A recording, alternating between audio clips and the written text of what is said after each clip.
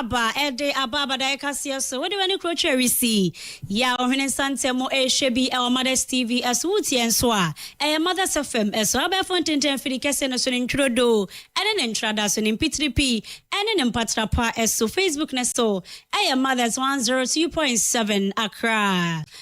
YouTube so we wani tremo ho a Mothers TV Ghana udu ho no mo French ni bese ende throw anema no miensa fe like wa share na wa comment ebrebe mo ayaje ya kenkan ede amma ebra so se ede nsema hodo edi kan ede edi ede bufu pa na eje na ho se treme na o mantam dunse na nyina da so o man konkon Ghana emo na afobi man so de se mufo asema so krojin se asante man pompia wata wudu oboase nso a ene na oboase anka we no ena ene de ya wada kita nsabo so me no ne da etoso dunse afimpi no ene aduonu nsia ya jibrese pesemaka ya kenkane ede amawo ensem ni bia ho betie ene se Ghana mampani ne na pamfo de omani atremo ewo Japan me no ka se wo mo de aso abofom ama 24-hour market no wo mbepeje bi ede esi ho Accra Ridge Church Edi Afofida etoso eduokron 90th anniversary lecture etoso mienu neno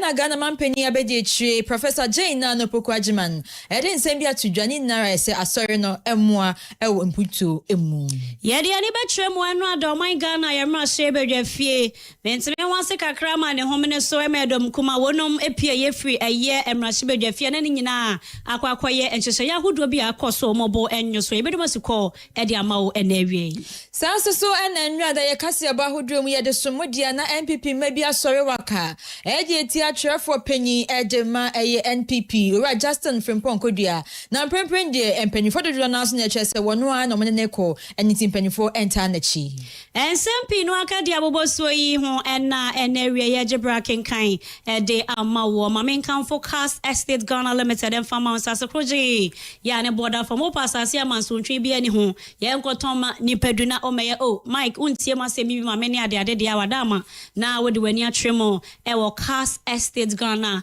Limited yenti onso betumi asida besemaka 4 ya ye de sheze mampo hene na bomu papa bi eyemme motofa bohema abena foku yebo amene nana aba ejiba afika ye ho na ye nhensem no ase 102.7 Kami hona yenshen semana se ewo eye Japan Ghana mampeni gonja de shia watija tangoma so de press already His Excellency John Dramani Mahama ene na pamfo etieti omochacho mu de omani atremo ewo eye Japan na eho no de wonom eye ni suade hunu nhyehyɛ ya eye 24-hour economy marketer woso obehini bi ewo eye mantam du nsene nyina da so na etumi aboa se adwai se wonom enya siwie pe bambo kakra apomuden kakra ene edwadie kakra ni nyina bibia bi bekoso ewo ho no mo edwa no ye mponda se oba ahomache sa na dwode suomo afa our time yukra ukwa edwanem no ubenya bibi etumi ato enso so ewo ehonom na chese akwa akoba ne se yade eso mfaso de ebeso eyeye nyina yeso oman konkon Ghana emu enu mu bi na aboama wode nani atwemu ewo Japan me no ka sei wode aso abofom ama wonom ede niama ebegu akwemu asibi ne nsem wode tu dwa nyina kire se niama wodo bebre ho no ede di chese honom na asase yantam no eda ho no na chese fefe bibia wo mu bi emfaso de bibia ehyemu bia se emakwan emasa ade omu peja edisi ho no mo ede nkan kro ene beba. And so some communities possess fertile lands, others possess industrious people, others occupy strategic locations that naturally connect production, commerce, and transport. But I'm happy to say that Japan is fortunate to possess all the three characters that I've just mentioned. Japan has fertile lands, it has hard-working and industrial people, and it occupies a strategic location here in the eastern part of Ghana. We are therefore here to commence an investment that is intended not only to serve this community, but to stimulate economic activity in the entire Volta region. Today's ceremony marks another important milestone in government's commitment to building an economy that creates opportunities where people live and work. It also reflects our conviction that national transformation must be rooted in strong local economies that empower farmers, traders, manufacturers, entrepreneurs, and young industrialists. The Volta region has made an immeasurable contribution to Ghana's development, and its people deserve to share fully in the progress of our nation.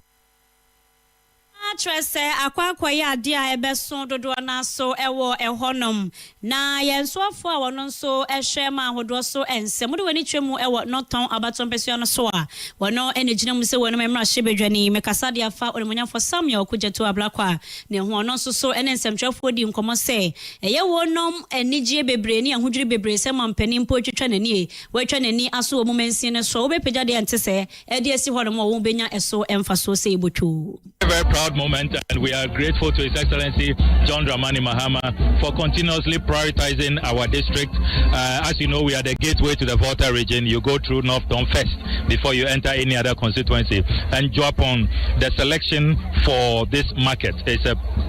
beautiful, excellent choice because this is the biggest commercial hub in the North Town district, and this market is the biggest market we have. We have over 500 traders, over 80% are women, and Japan is famous for its commercial potential. Remember, this is where we also have the Japan Textiles Factory, and what made Japan very famous is because it was the trading headquarters, and so we had a lot of settlers. When you come to Japan, very cosmopolitan. You have people from all over Ghana because of the textile factory and because of the market. On market day, it's very difficult to even use the main highway, and it's because also we didn't have adequate space for the market. So it even affects commuters who are traveling from Accra to Ho and vice versa. This new market, which is valued at 34 million cedis, and why we are so excited is that there are really two models for this. You have the small market and the big market, but President Mahama decided that he'll give us the big model, which is 34 million cities, which comes with a lot of ancillary. Na no see ya pe ena da for paramount chief Togbe Mankralo Agbohia otoso ensia enso so ema kwa basronko de koye edema Ghana mampani His Excellency John Dramani Mahama ene na be mu mpanimfo omoto santene etumi eba ya wo say saa de ya wo ma ye di aso ya bebo fom ne adadidie nani asopa. John Dramani Mahama, President of the Republic of Ghana, Honorable Ministers of State, Honorable Samuel Okujeto Ablakwa, Member of Parliament for North Town and Minister for Foreign Affairs, Honorable Volta Regional Minister, Honorable District Chief Executive, traditional authorities, religious leaders, officials of government, distinguished invited guests, members of the media, ladies and gentlemen. It is my singular honor and privilege to warmly welcome His Excellency President John Dramani Mahama and all of our distinguished guests to Japan for the historic sword-cutting ceremony for the construction of 24 hours economic market project. On behalf of the Chief Queen Mothers and the good people of the for traditional area and the entire North Town district, I extend our heartfelt appreciation to Your Excellency for honoring us with your presence on this memorable occasion. Mothers FM, yes, some pa. Eni egogoti eye do for paramount chief na odene nsem atudwa weni mpanifo bia wono madi nkan akasa ewo ebra mampani dia so akobo form ewo Japan. Abusaya Moremwe na yeba bepiemu ewo enkran pumpuni mantamo Accra Ridge Church. Womu edi womafo fida etoso edi okron 90th anniversary na wo de enchetre akoso ene lecture na we na etoso mienum ne asem tira edaso no repositioning the church for national transformation, faith, education, holistic renewal in Ghana. And in such as an nemu no I was say to me asori na esibia pa bia ekron na etumi boa ma oman ni mpuntu oman ni mpeja wo mo sofa aban no so asofa no bibia asofa na yeso ye peja oman kronkron Ghana e de esi bia ya eso ekron na ebai amawiase na ehunu se oman Ghana so ye wo nipa ewo mu no na Ghana mampani Abadae Professor Jane Nana Opoku Ajiman Her Excellency what in some to do jumedi asidi na wo chese wo hwemu pa na ya na jumedi bi won ma aban po ya na wontumi enye na so insori no etumi kukuru esi wo msre so ebi ti say private university ahodo ni na insori no ewo bi na so aban no wontumi enye bi enti wo chese se ye hwe pampo a na se ka se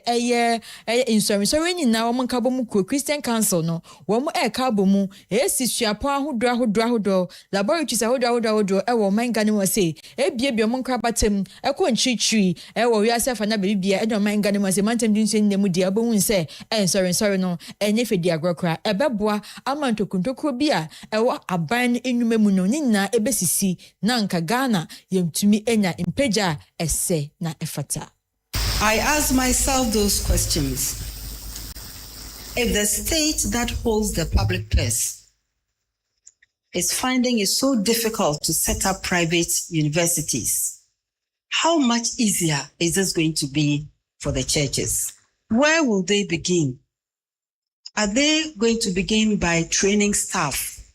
How long will it take to train them? Why can't the existing universities admit more? What were the outstanding issues? Was it the laboratories? Was it the language laboratories? The science laboratories? Subject-specific ones? The computer laboratories? The research labs? What was it that was lacking? What was the gap that somebody could have filled? What were the needs of the state in these institutions? I wondered, assuming the Christian Council came together to establish one university with branches everywhere, and that university focusing on the gap that government wasn't filling.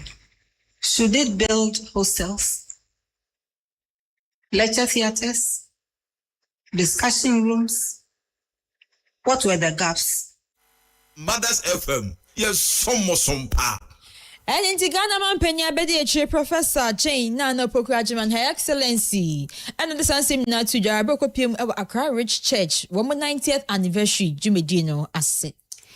Yentra yani emfantremo ewo enra wuku oman Ghana yemra hye bedwafie yenyina ye nimsem sedom kuma wonum pieye ewo bra eye enyema epeja ne mo ewo womo enkomodie mu wono womobo entumi anyeso emu baako ene se ho akohia se eye oman Ghana yensika krabia kese Bank of Ghana amrado ya wodano eye Dr. Johnson esiama ya agentre miamedi ama no na etwase obepiemu wo manim na oba ede eye entremu ene nsema hodo efa ne dwuma die ho de betu dwa no mo hunu de eno so etumi ada na ekoko wiewie se ebra eye first deputy speaker onimonyamfo eye Bernard Ahiafo enso so eyi ya no eyi atan na wo kire se tintontan owura ne de obeba nanso oba eye ebeba ne se yensem trefo se ebewo ho na ne omoye ni mu nyina beda ho pefe ne hunu ne etua mu ne yenso de beba monten so pa de lalai enya de ebekoso sa na kire se senhye die no ebekwa akwaye wonum e wodan ne mu nko na enkonkoba se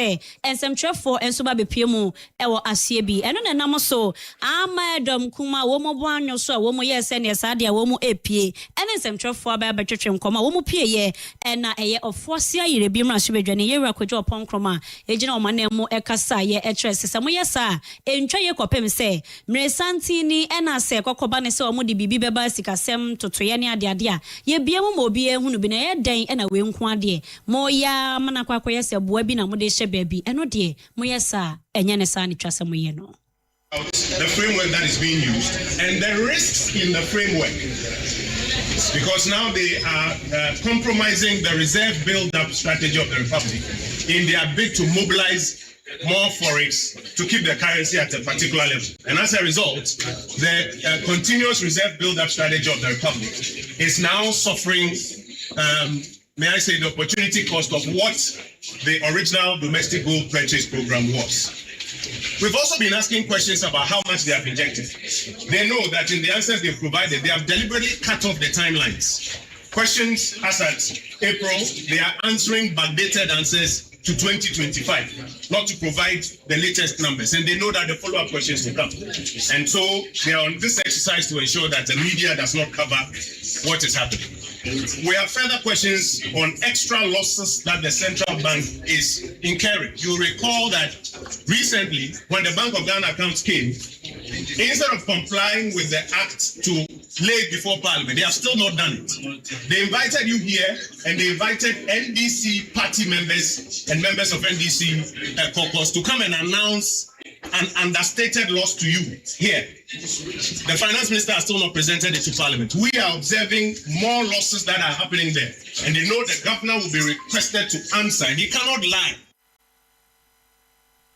Na enuachi ena edom kesia ba no de ne yera mahama yarigan su be yi anoche se edom kuma moye ape enipa mu adera entwaye esan se kokoba ne se bibia na chese de camera ba be si so na ye twa dukunu mu ne ade ade a enye ni nyina na be wieye esan se saade no de ye pe nyina ne se be ba na wieye no na ensembisa ye pesi enya anu ye e de free agent ho no yense tumi aka na afa se ni nyina betumi awie saade e ba ne sen ena se camera fo amem na media for amemo a entumi enye we nyina eyade e wo se we nko ade omko na omosanso ebabiem.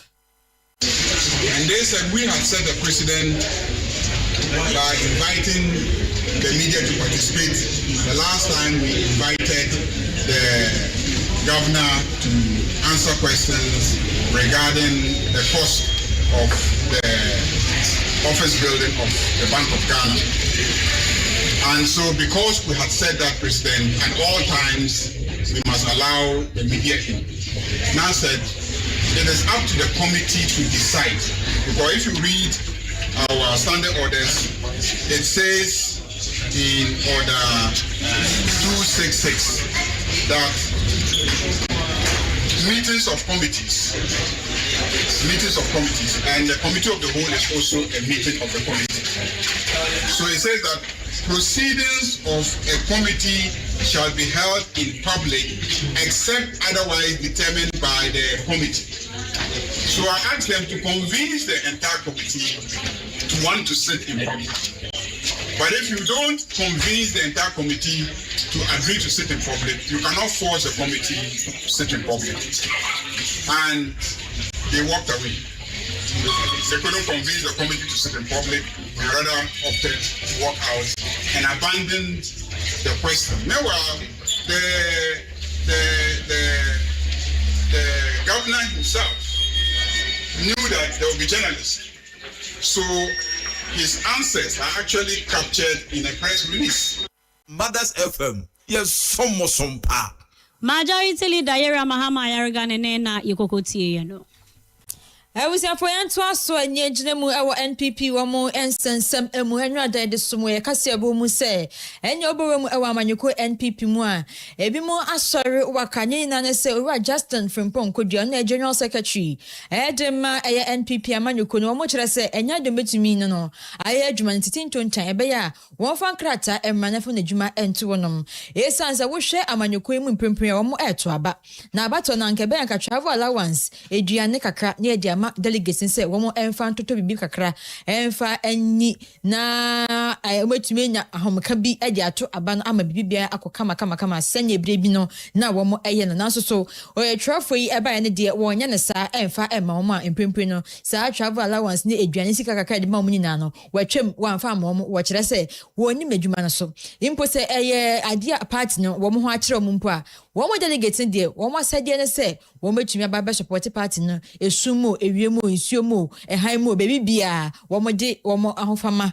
ebetai party ne chinso ma baba to aba na etwase party ni ebibi ede ema womo nanso so owura Justin Frimpong Kodua wanya ne sa a lawyer sanso ne din so eninti no won fa ne gibre ento na mpempren de coalition of elected constituency executives and mpempren aba bontin se womo se ne ha ye nti ase ye tai owura Justin Frimpong Kodia Echi Sanse. Waba ene die watoto nyama ye papa edi aboa amanyuku NPP ama empeja ensatraye etumi aba amanyuku NPP emu a ese efata wohwe mumpo a wetumi aboa ama constitutional amendment do na akoso ama obi bia na chese constitution sa abranya ni enye ho no obi eni aba beje eye amanyuku NPP ho eninti owo opepa ene nepa ejema eye NPP amanyuku no eninti prempren die ombokoso ata na chinamum no mo frefre se owe yin fa ndibria nto no de wo ne wo enye atwene. The recently concluded constituency executive elections were among the most extensive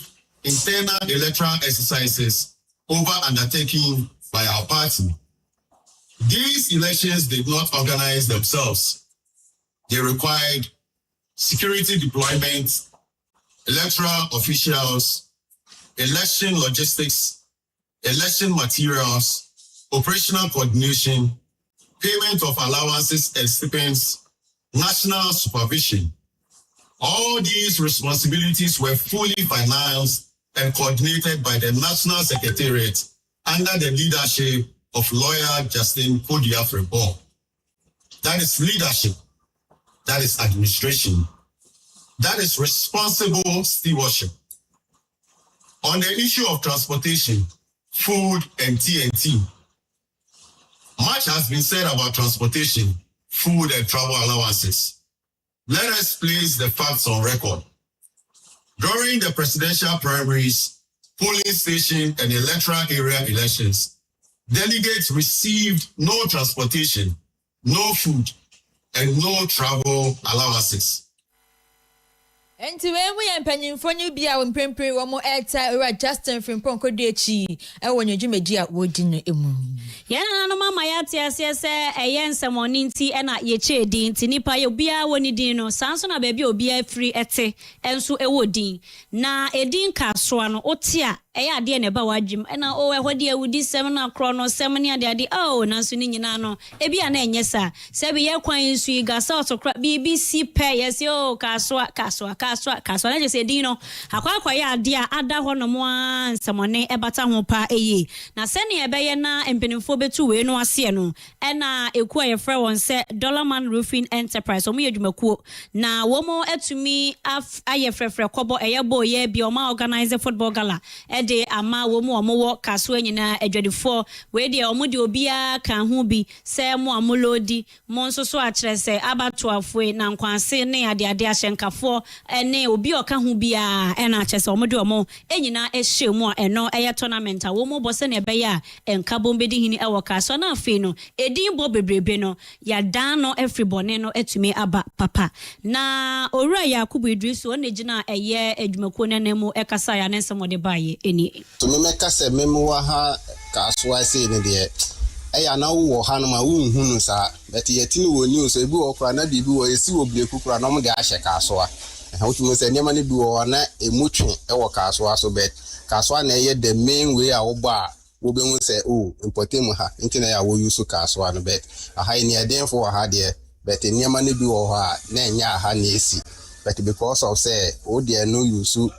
location na amanfo no behu ne yie ntina ya waka se kaso bet meme wa headi ya na me nheda hu bibi boni bia sa esre wetiefo nyina se obi ambra no mbehwe Dollarman tournament na wa organize no mbe usa mpaka kaso aye wo asomdwe e wa hanu ma basa ye bia eni hate se na uwechi a woti yedin fa no nti obi ambra no mbehwe Dollarman games na wa organize no. Na ne krakra mu no na eye team coaches ene eye team ba market traders adwedifo omo wo ho ne omo de omo ho hye mu nyina bi enso so eda won mo nsa hyase na sesempo mo de adisei etumi aba ebe hye omo nwanya no mo tokoso a omo gidi ye se ene so ade hu na tetwe no ebetumi awieye. In every society no aya na ade ehia pa ye nkabom nti ye hunu se Ghana for so football de ye ni je ho pa na ya de a games are ya edenkabo mu ba enti ye empedefo no trust su se se de pakwate ho a we exercise kakra enti embri bi mu no etimi bi mre bi si ho na ya that kind of games ye bobo ye to dame or worry all kind of games you tumrika ni nyina no ye yesa de be ya ye de nka bomu beba na ye nipa baako suru se we fantini we ye na ye bunya baako na na be mu so far as ad fefa e be yi e mu sunsu ya no fa ya ade we amu su ya no mu to aso because but e ka bomu a obi edu the point men say your best threat so people ala work as so you yandom so o ma me show mani so ade e wo Akoli Park o me show mani so ade Saturday e bay 2 o'clock o mi na obia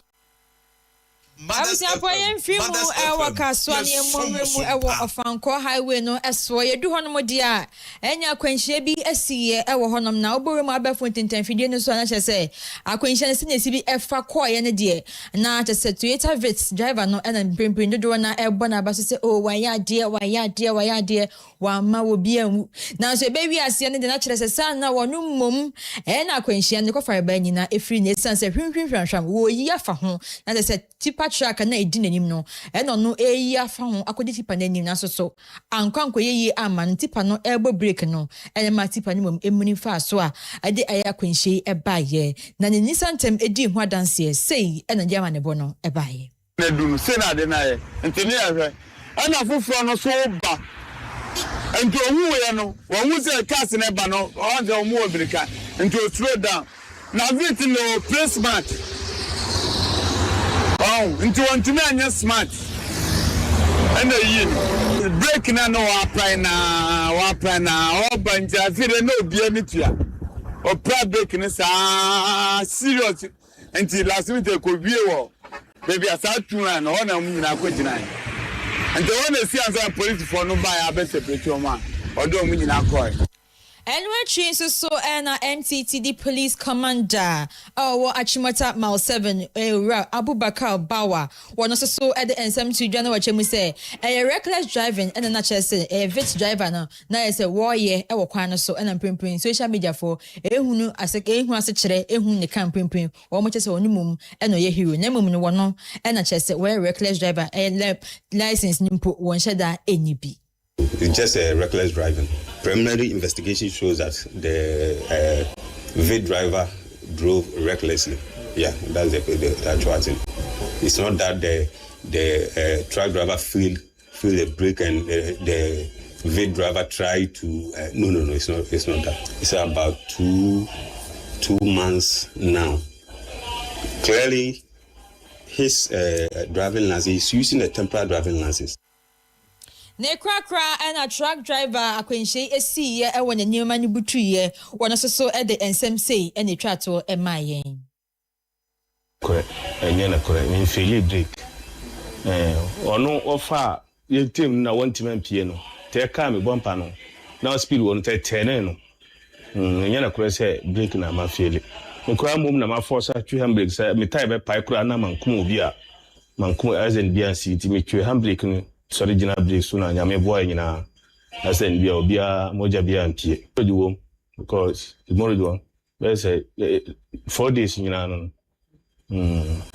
na di tomorrow do under that na nura asan we so asabe sima e kan Mothers FM yes some pa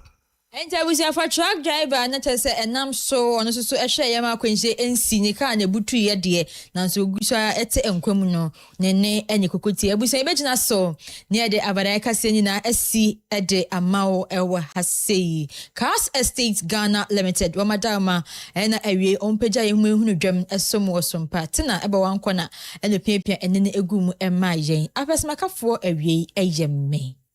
Nana aba echiba mene. Motofa bohima abina fuku yeboa. Yes, sorry so na live worship ababetua was sabride yakramo. KASE3 Ghana Limited. Ye juma kubia. Yesi dine ton dine. Eton sase krujia. Masubia ni hu. Wuto yen sasi.